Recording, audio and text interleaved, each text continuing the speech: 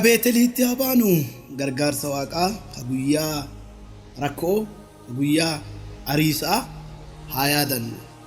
Ayyaanaaf gargaarsa waaqaa naa baay'atee goota baay'eef waaqa kadhataa haayoof mudhata waaqaa laallataa keessa kiyya dhaloota kiyyarraa kaasee umurii ijoollummaatti kaasee keessa kiyyatti kennaaf badhaadha waaqaa ta'e na keessatti kuufamee ka ture sagalee faarfannaa hojjataa ture amma mataa isaa walitti qabee dhugeeffattoota hundaaf jireenyi isaanii akka ittiin eebbifamu irraa baratuu waan qaban akka isaa irraa baratanuuf albeemii faarfannaa isa jalqabaa hojjadhee fuula keessan duratti dhikaadheera.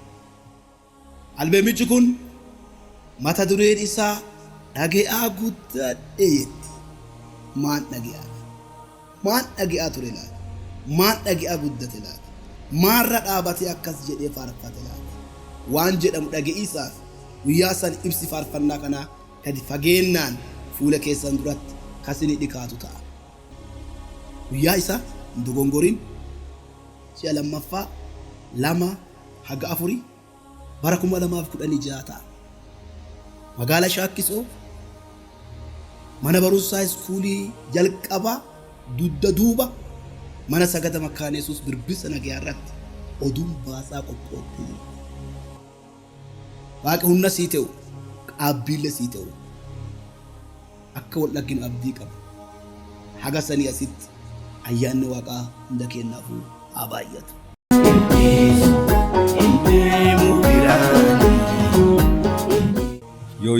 Yooyyaa baga gammaddan baga gamman. Ani maqaan kiyyaa faarfataa Sokoraa Jimaa jedhama. Kan tajaajilu waldaa amantaa Makkaana Yesuus magaalaa Harqallooti. Hadha immoo kan isa argamee fi oduu gammadaa irra tokko qabadhee dhufeera. Luba kabajamaaf jaallatamaa Qees Aanolee Jiloo faarfannaa albeemii madureensaa dhage'aa guddadhe jedhu ji'a konkololeessaa gaafa 2 haga 4 inni dhageenye ka guyyaan dhagarru halchaa ka turre dheebotaa ka turre guyyaan hammannu guyyaa kana waan ta'eef qulqulloota maatii Waaqayyoo biyya keessaaf biyya ala namoota jirtanu guyyaa kan hirmaattanii eebba dubbii Waaqayyootiif eebba gammachuu abbaa keenya lubaa kanaa akka ta'etanu kabajaaf jaalala Waaqayyootiin affeerraa ulfaadhaa kabajama.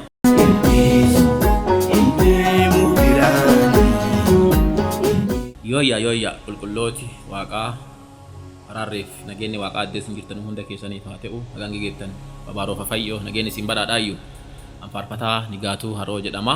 Hadhaa kan kaasitti argamee fi oduu gammadaa isinii qabadheeti. Isin sulleeni waaqi isaan gargaaree jiraataa abbaa keenya akka malee jaalannu luba faarfataa Aanolee Jiloo kan jedhaman faarfannaa albeema haaraa mata dureensaa dhage'aa guddadhe jedhu qabatanii waan nu dhufaniif guyyaa 2 haga 4 baatii lammaffaa bara 2016 addeen sagantichaa ammoo magaalaa Shaakkisoo waldaa warra wangeela Makkaana Yesuus Birbisa Nagayaati.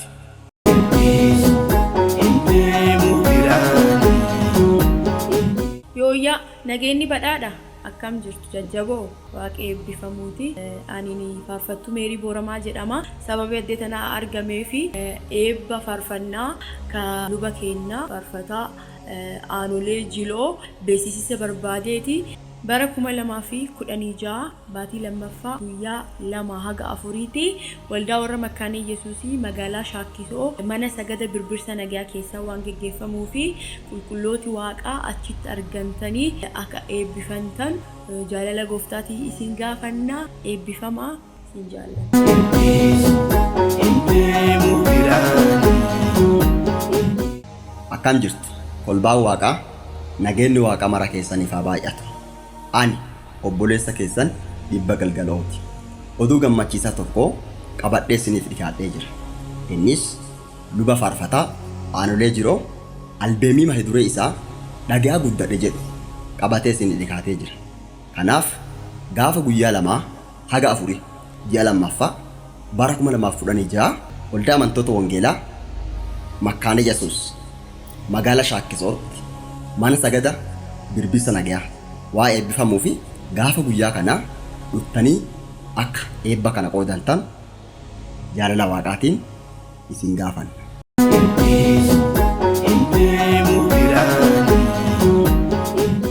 Jaalatamtootii fi amantooti dhiiga gooftaa keenya Yesuus Kiristoosiitiin bitamtan hundi keessanuu adduma jirtanutti nageenyi waaqaatii fi badhaadhi waaqaa hunda keessaniif haa ta'u. An obboleessa keessan badhaanee Tasfaayeeti.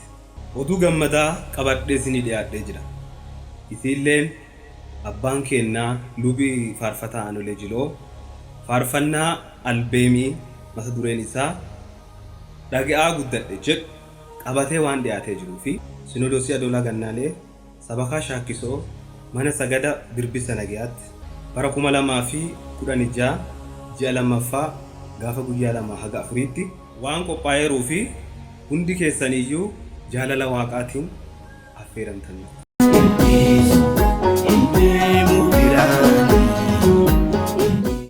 Jaalatamtootaa fi kabajamtoota gumii waaqaa nagaan gooftaa keenya Yesuus Kiristoos cufa keessanii haa ta'u. An hojjetaa wangeelaa Abrahaam Bezaabbii jedhama. Guyyaa addaa oduu gammachiisaa ta'uu qabadhee toora kana irratti isiniif dhiyaatee jira. Oduu gammachiisaan sagantaan eebba albeemii mata dureen isaa dhaga'aa guddadhe jedhu luba faarfataa Aanolee Jilootiin qophaa'e ji'a lammaffaa bara 2016 guyyaa 2 haga 4tti Sinodoosii Adoolaa Gannaalee sabakaa shaakkisoo mana sagadaa Birbisa Nagayaatti waan geggeeffamuuf hundi keessan eebba kana irratti akka argamtan jaalala gooftaatiin isin beeksifna. Eebbaaf ta'a.